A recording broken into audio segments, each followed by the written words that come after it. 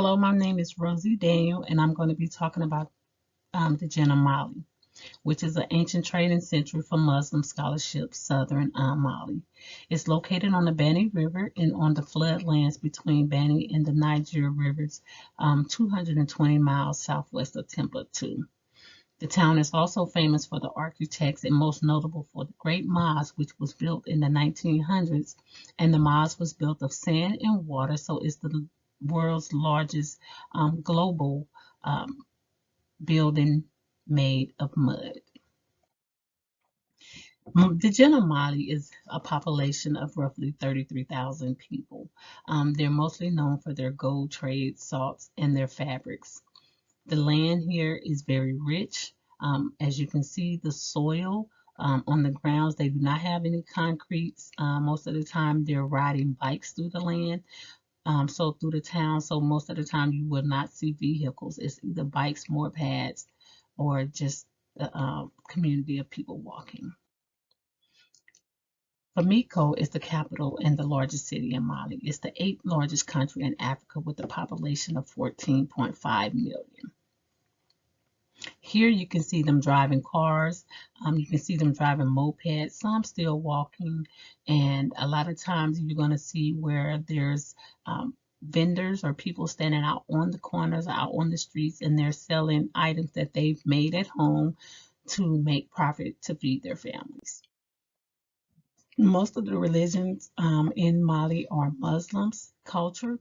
Mandi micro families, they mostly speak French and the Djenne Shini, which is a language that they taught themselves. Most of the time, you're going to see cultural women. They're not going to go out in public too often without being covered.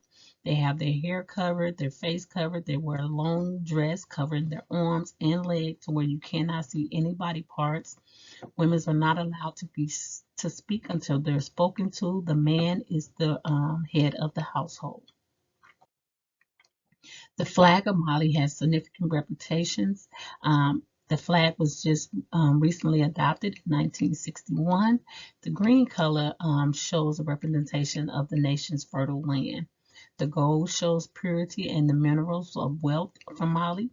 The red is the color that reminds them of the blood that was shed against the independence from the French rule. They are Republicans, and the currency that they're using right now is the CF franc, which they is double the price of what they will receive for one Mali franc. So in order for them to have taken on the French francs, they were able to work out arrangements where two Mali francs will give them the same equivalence of one CFA franc. So they kind of doubled their money there by adopting the CFA francs instead of Mali francs. I went to Chicago and I actually met Mr. Bucum, who had a store that was called the Djenne Collection that offered homemade American fabrics from Mali. They brought their cultural Mali traditions to the United States, and they have a store there where they sell clothing, shoes, rugs, handmade jewelry, a lot of different artifacts that were actually made in Mali and sold in the United States. Upon doing that, they then grew their business. They're able to take care of their families here in the United States and to support the families there in Mali. And it has done amazing with that. So they ended up building a retail store in Mali to share the United States culture with the people of Mali. So they have a secondhand store over in Mali that has items from the United States, and they have a store in the United States with everything from Mali. And I thought that was interesting to share. Business investments, they are currently annual economic growth rates are at over 5% right now, and it's still growing. Because of that, the government has strengthened the business environment because they adopted a simplified business creation and operating procedures that will allow Mali and to deal with and do more global trading with other states and other countries. The United States love doing business with Mali because when they it's much cheaper for them.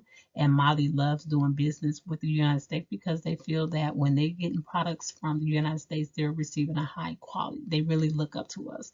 They really want to develop trust within the families. They want to develop a high quality, knowing that they're getting the products at the grade that they purchased them at, and they want to make sure that they're getting things on time because they're there. It may cost significantly a lot to transport products, so they don't have a lot of room for error.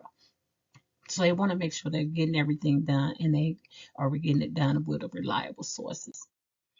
The food that they eat in Mali is mostly served with rice. You're going to also receive some type of sauce over your meat. The dish is served in a big bowl where all the families come together, and their cultural value where they all eat together and they all eat out the same bowl, and they all use their right hand to eat. These are just some of the dishes that you may see from a traditional Mali African restaurant or just a family eating. Gold has been one of the major wealth for Mali is ranked in the 24th largest exporter in gold in the world. And importer is 124th of the largest importer gold in the world.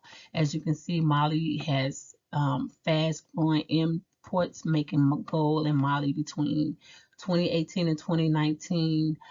In Belgium, 7 point, almost 8,000, and it's just rapidly just growing. The United Kingdom, 3.11 million, Hong Kong, 4.8 million, 4.5, 4.6 million. And so as you can see, just with the statistics and the numbers here, Mali is doing great for exporting and importing the gold. So they're bringing profit to the country by their gold.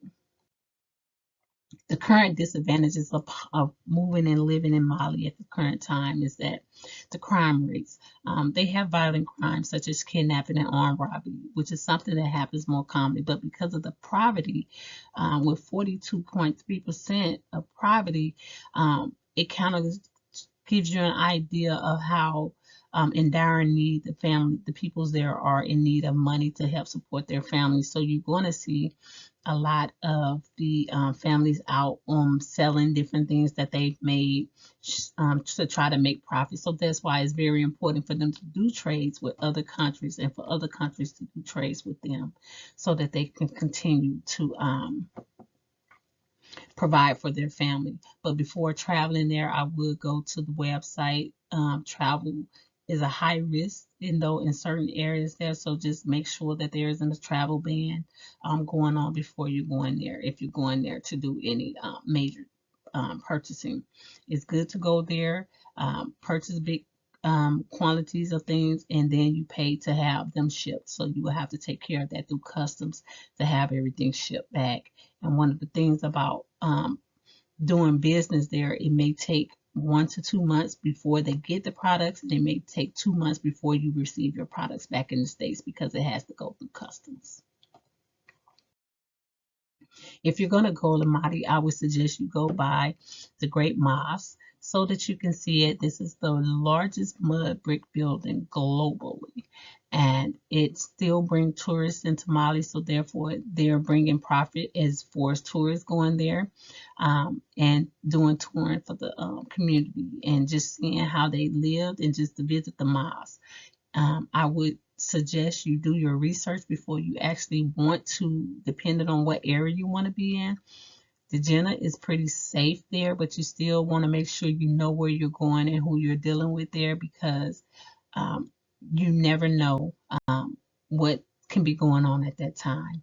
For more information about Mali or the Djenne Mali, please visit their website. You can see pictures, learn more details about them upon going.